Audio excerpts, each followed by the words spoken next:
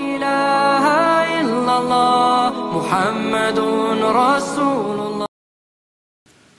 Ibu, bapak dan saudara sekalian, jamaah Maskam UGM yang saya hormati, yang dimuliakan Allah. Salam sehat, salam bahagia untuk kita semuanya. Assalamualaikum warahmatullahi wabarakatuh. Alhamdulillahi rabbil alamin.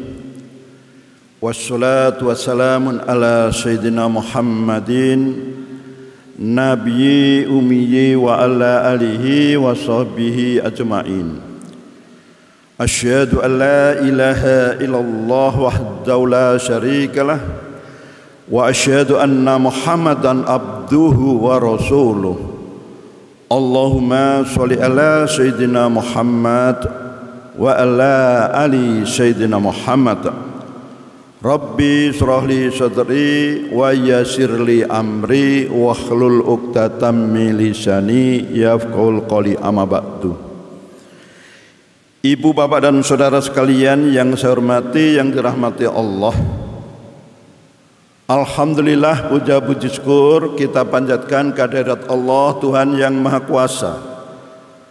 Atas rahmat dan ridhonya kita ditemukan pada pagi hari ini dalam keadaan sehat walafiat, dan semoga selalu sehat.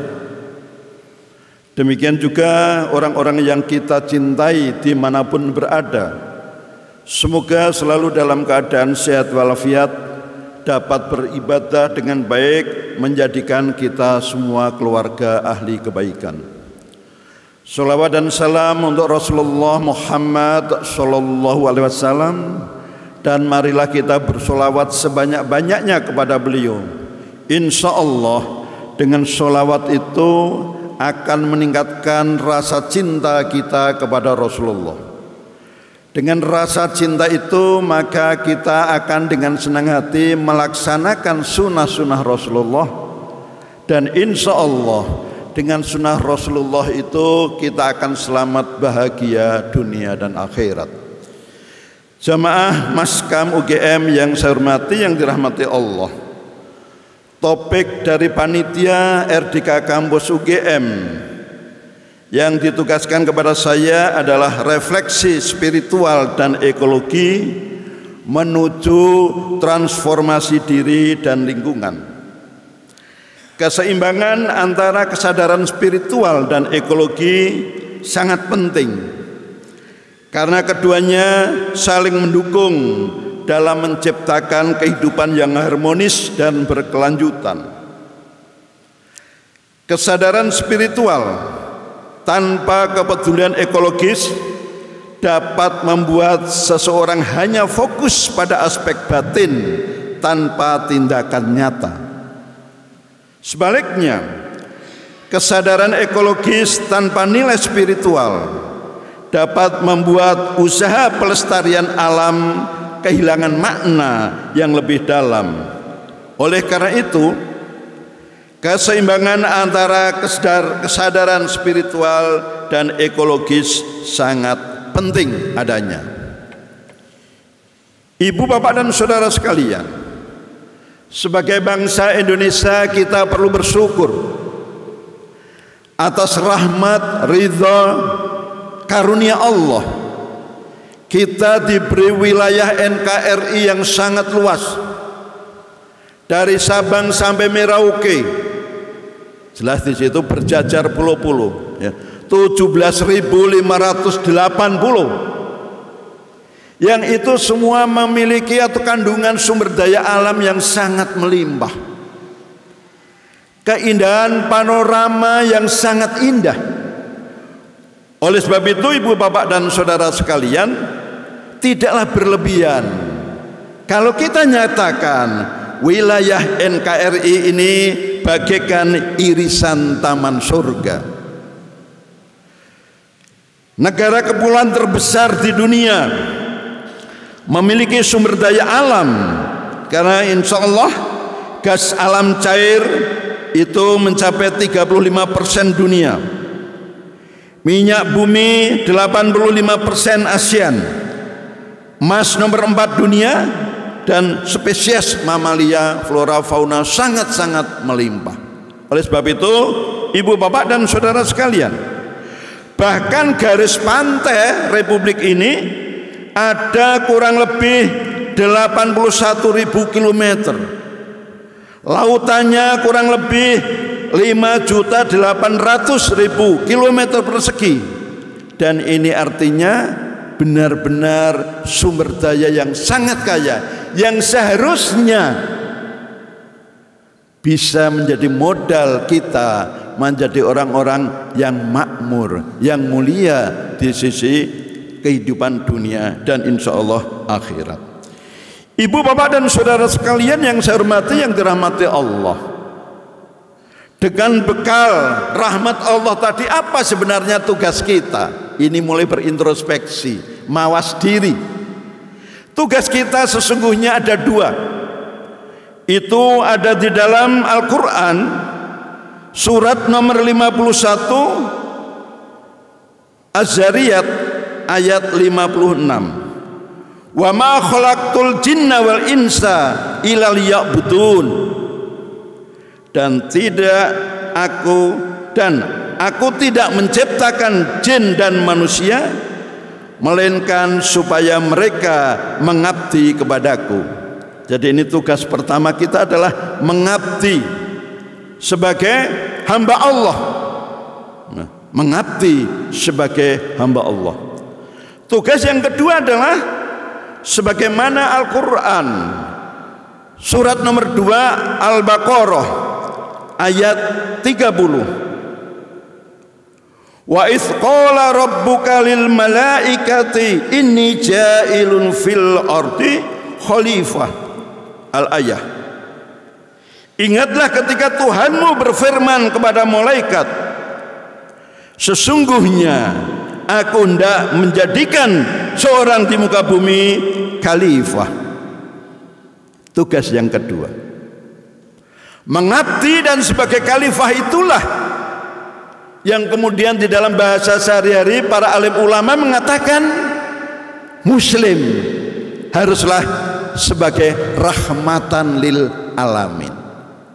Kepanjangan tangan Allah untuk mensyukuri nikmat-nikmat Allah, untuk mengelola bumi seisinya ini sebagai bekal kehidupan dunia menuju kehidupan akhirat. Ibu bapak dan saudara sekalian yang saya hormati, yang dirahmati Allah, ayat Al-Quran yang lain mengatakan manusia diciptakan setelah bumi seisinya ini tersedia. Ayat yang lain mengatakan kita adalah manusia yang paling mulia, bentuknya paling bagus. Bahkan kita diberi kekuasaan untuk menguasai, mengelola daratan dan lautan yang sudah saya sebutkan tadi. Sesungguhnya itu adalah anugerah Allah Subhanahu wa ta'ala. Bagaimana supaya kita bisa sebagai Abdullah? Bagaimana supaya kita bisa sebagai khalifah? Bagaimana supaya kita sebagai rahmatan lil alamin? Sesungguhnya Allah juga telah menegaskan kepada kita berupa garis besar haluan hidup manusia, yaitu dapat ibu bapak pirsani di dalam Al-Quran surat nomor 26 Al-Qasas ayat 77. Mohon maaf, ini istilah saya ya, garis besar haluan hidup. Apa yang harus kita lakukan di dalam kehidupan ini supaya kita bisa sebagai Abdullah, supaya kita bisa sebagai khalifah, supaya kita sebagai rahmatan lil alamin, yaitu wabtaghi fima ataqallahu daral akhirah wala tansa nasibaka minad dunya wa ahsin kama ahsanallahu ilaika wala tabaghil fasada fil ard innallaha la yuhibbul mufsidin. Dan carilah pada apa yang telah dianugerahkan Allah kepadamu kebahagiaan negeri akhirat. Jadi yang pertama ibu bapak sekalian, penegasan Allah, ya. Saya ulang. Dan carilah apa yang telah dianugerahkan Allah kepadamu, kebahagiaan negeri akhirat. Dan janganlah kamu melupakan bagianmu dari kenikmatan duniawi. Akhirat duniawi. Dan berbuat baiklah kepada orang lain sebagaimana Allah telah berbuat baik kepadamu, dan janganlah kamu berbuat kerusakan di muka bumi. Sesungguhnya Allah tidak menyukai orang-orang yang berbuat kerusakan. Ibu bapak dan saudara sekalian yang saya hormati, yang dirahmati Allah, kebetulan saya sebagai dosen di kehutanan, maka izinkan saya membawa masuk kasus bagaimana mengelola kita hutan dan lingkungan, apakah itu terjadi kerusakan atau tidak, bagaimana itu sebagai materi refleksi diri kita sebagai manusia.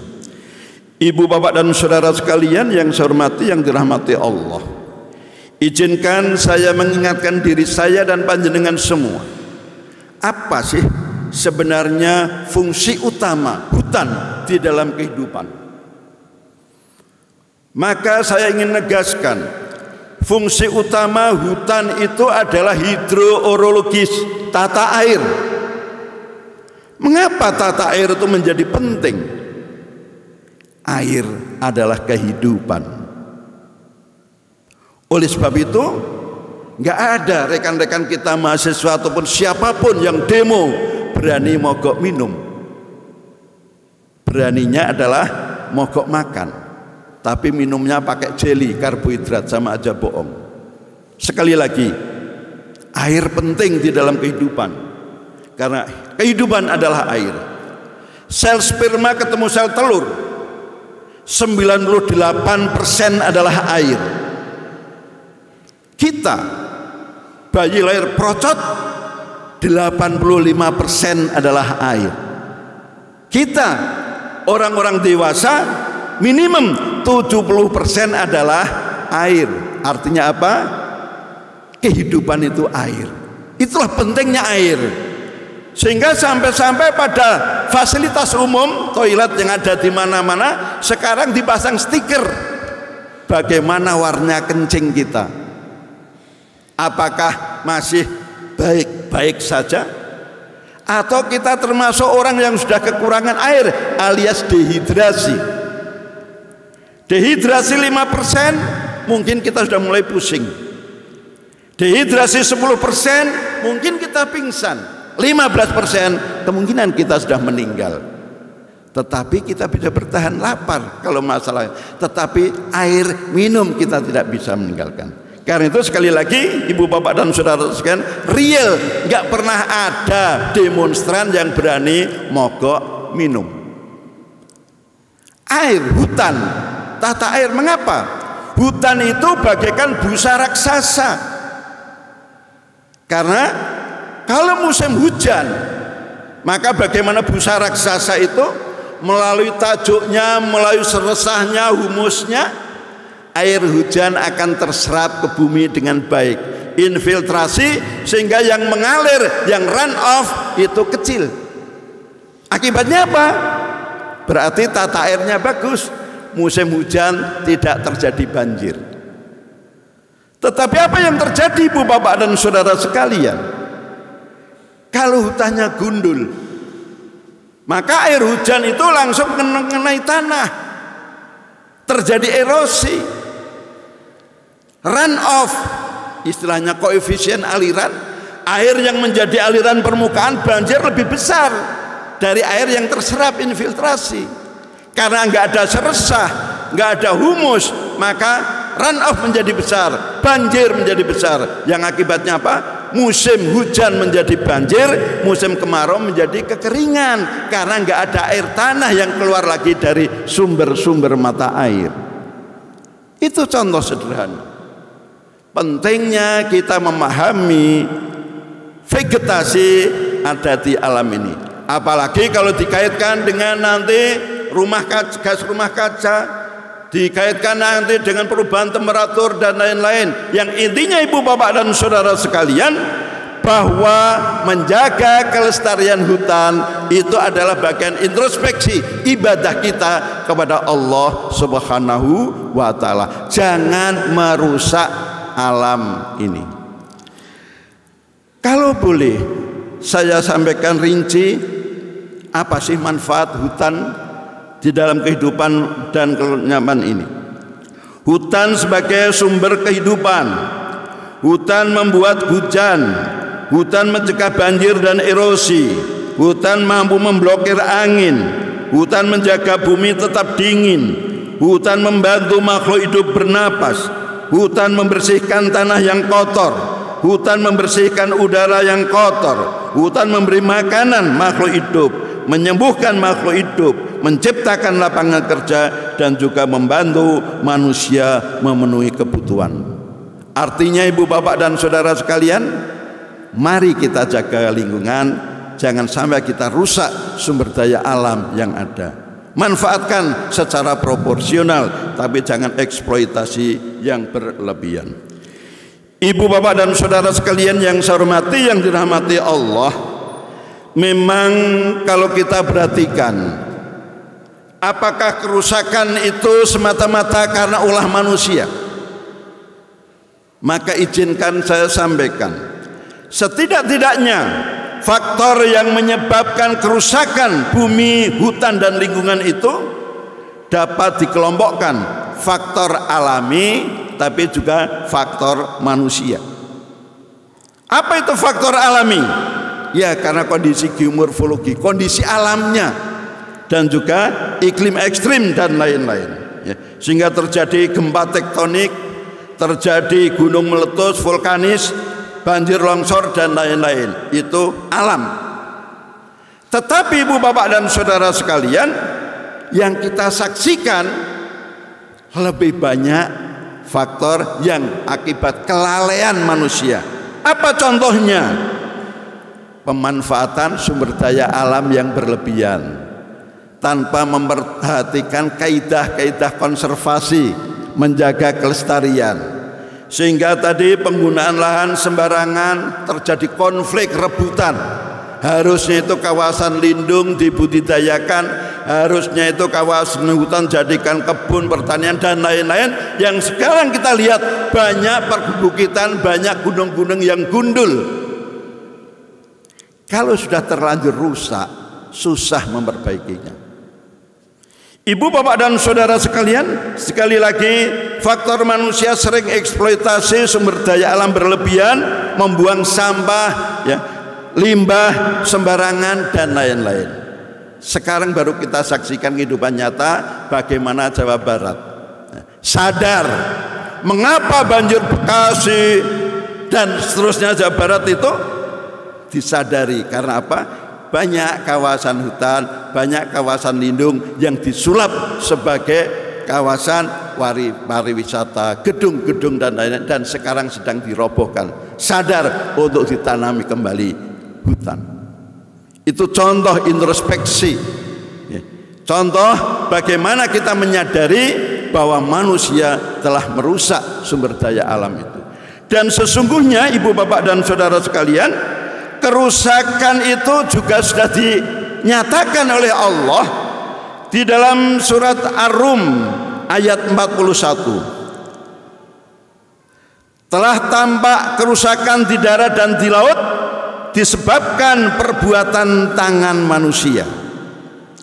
Allah menghendaki agar mereka merasakan sebagian dari akibat perbuatan mereka, agar mereka kembali ke jalan yang benar. Kalau kita perhatikan bu bapak sekalian, jadi Allah punya maksud. Mengapa akibat dari kerusakan sumber daya hutan alam tadi pada akhirnya membuatkan kerusakan sebagaimana yang kita rasakan. Tetapi mari kita berpikir positif. Ini bukan semata-mata kemudian kita dilaknat, kita diseksa, dan tidak. Allah mengatakan sebagai pelajaran agar mereka kembali ke jalan yang benar, peringatan. Maka mari kita berintrospeksi bahwa oh ternyata salah, mari kita lakukan perbaikan. Ibu bapak dan saudara sekalian yang saya hormati, yang dirahmati Allah, karena itulah pentingnya kita refleksi spiritual. Dan izinkan saya sampaikan setidak-tidaknya ada 5 alasan mengapa kita perlu refleksi spiritual. Yang pertama adalah untuk kesadaran akan keterhubungan, bahwa manusia adalah bagian dari alam, bukan semata-mata penguasanya. Seseorang perlu lebih memahami bahwa menjaga lingkungan berarti menjaga keseimbangan untuk kehidupan, termasuk kehidupan diri sendiri manusia itu. Yang kedua, untuk menumbuhkan rasa syukur dan kepedulian, membantu seseorang melihat alam sebagai anugerah yang harus dijaga, bukan untuk dieksploitasi. Rasa syukur ini bisa memotivasi tindakan nyata seperti mengurangi limbah, menanam pohon, atau berkontribusi dalam pelestarian alam. Alasan yang ketiga perlunya refleksi adalah menguatkan etika dan tanggung jawab kita, menekankan pentingnya tanggung jawab terhadap ciptaan Tuhan.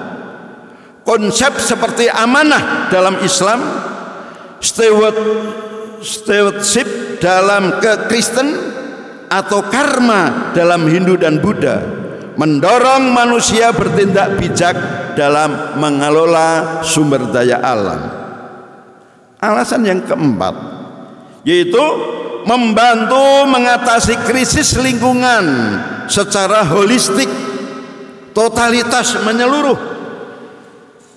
Krisis lingkungan bukan hanya masalah fisik, tetapi juga krisis nilai dan kesadaran.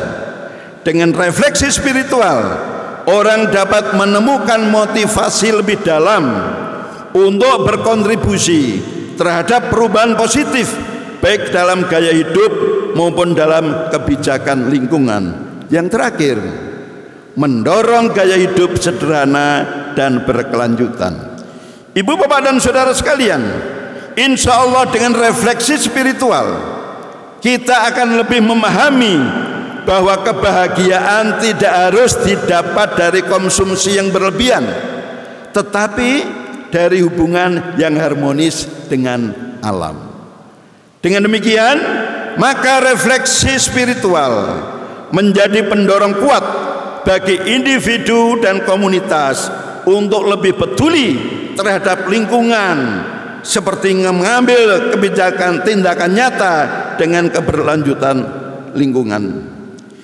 Ibu bapak dan saudara sekalian yang saya hormati, yang dirahmati Allah, ada sebenarnya ayat-ayat dan hadis sebagai pendorong pedoman kita di dalam refleksi spiritual.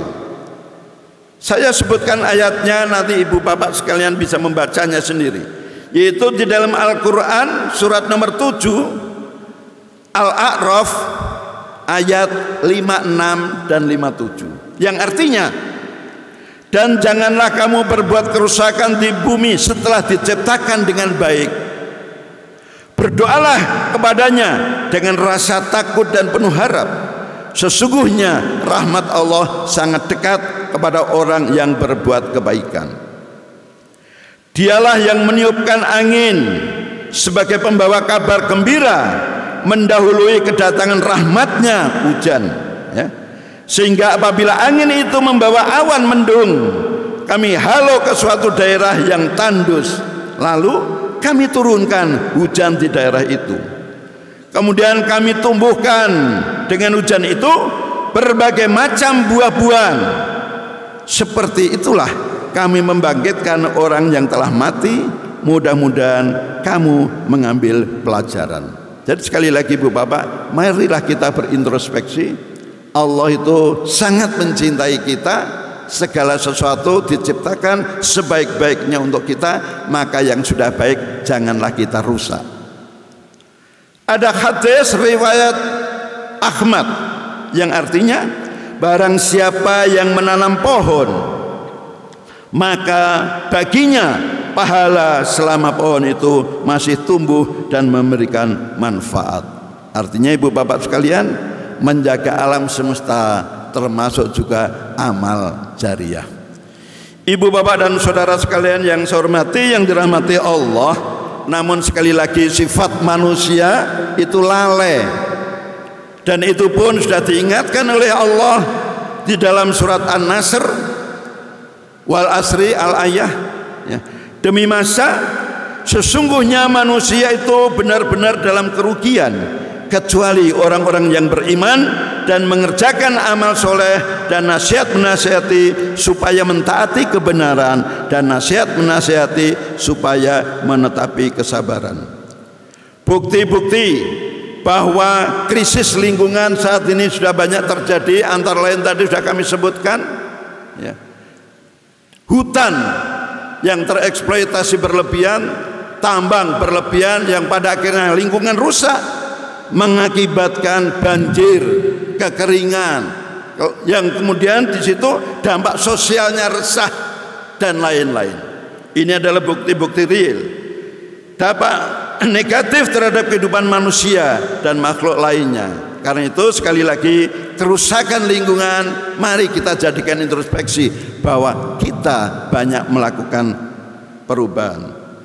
Ibu bapak dan saudara sekalian, kalau demikian maka apa sih pentingnya transformasi diri tadi? Maka saya pertegas, yaitu untuk kesinambungan antara kesadaran spiritual dan ekologi. Sangat penting karena keduanya saling mendukung dalam menciptakan kehidupan yang harmonis berkelanjutan. Yang kedua adalah kesadaran bahwa menjaga lingkungan adalah bagian dari ibadah. Perlu menghindari eksploitasi berlebihan. Sadar bahwa banyak krisis lingkungan terjadi karena keserakan dan eksplorasi sumber daya tanpa batas. Eksploitasi maksud saya. Spiritual seringkali mengajarkan kesederhanaan dan hidup selaras dengan alam yang dapat membantu menekan nafsu eksploitasi berlebihan. Kesadaran spiritual dapat menjadi motivasi individu, komunitas untuk bertindak lebih bijaksana dalam mengelola kelestarian sumber daya alam untuk kehidupan kita dan anak cucu kita di masa yang akan datang. Lingkungan yang rusak seringkali berujung pada konflik sosial. Dengan keseimbangan spiritual dan ekologis, manusia bisa membangun hubungan yang lebih damai dengan sesama dan harmonis dengan alam. Sehingga dengan demikian ibu bapak dan saudara sekalian, kemudian apa praktek nyata yang perlu kita lakukan? Yaitu tidak melakukan eksploitasi sumber daya alam, mengurangi sampah plastik, mengurangi kertas dan lain-lain, rehabilitasi hutan dan lahan yang sudah rusak tadi seperti kasus Jawa Barat, supaya apa? Mengendalikan banjir, supaya hutan berfungsi dengan baik, fungsi untuk mengendalikan banjir supaya kita tidak menderita karena banjir dan kekeringan. Kemudian penggunaan sumber daya listrik, air dan lain-lain jangan berlebihan, ya. Melaksanakan pembangunan wilayah yang orientasinya adalah kemajuan sosial ekonomi dan kelestarian lingkungan. Apa peran masyarakat kita? Islam. Maka ibu bapak dan saudara sekalian, marilah kita sekalian menjadi agen perubahan, dapat menjadi role model, bisa menjadi percontohan di dalam lingkungan hidup kita masing-masing. Mari kita jadikan masjid ini, tidak hanya ini saja, masjid-masjid tidak hanya sebagai tempat sholat, tetapi masjid sebagai pusat inovasi pendidikan, termasuk pendidikan lingkungan. Insya Allah dengan demikian maka itulah perubahan. Sekali lagi, kita perlu peran serta muslim, wujudkan iman dan takwa kita di dalam berintrospeksi mengelola lingkungan dengan baik. Dakwah dan edukasi Ini perlu kita lakukan sejak dini supaya apa? Ujung-ujungnya adalah supaya kiamat tidak segera datang. Dan marilah kita gerakkan komunitas untuk aksi nyata menjaga lingkungan. Apa kesimpulannya Ibu Bapak dan Saudara sekalian? Maka refleksi spiritual membawa kesadaran ekologis. Refleksi spiritual dan ekologis berperan penting dalam menjaga lingkungan karena dapat menumbuhkan kesadaran, tanggung jawab, dan rasa keterhubungan dengan alam. Transformasi diri dimulai dari kesadaran individu, mulai dalam tata laku, pola hidup, dan aksi dalam kehidupan. Lingkungan yang sehat adalah menjadi tanggung jawab kita bersama. Kita semua perlu berkomitmen untuk menjaga kelestarian lingkungan. Pembangunan harus berorientasi untuk kemajuan ekonomi dan kelestarian ekologi secara seimbang. Ibu bapak dan saudara sekalian yang saya hormati, yang dirahmati Allah, semoga yang sedikit ini bisa menjadi renungan bagi kita sekalian. Dan akhir kata, wallahu muwaffiq ila aqwamit thoriq. Wassalamualaikum warahmatullahi wabarakatuh. La ilaha illallah Muhammadun Rasul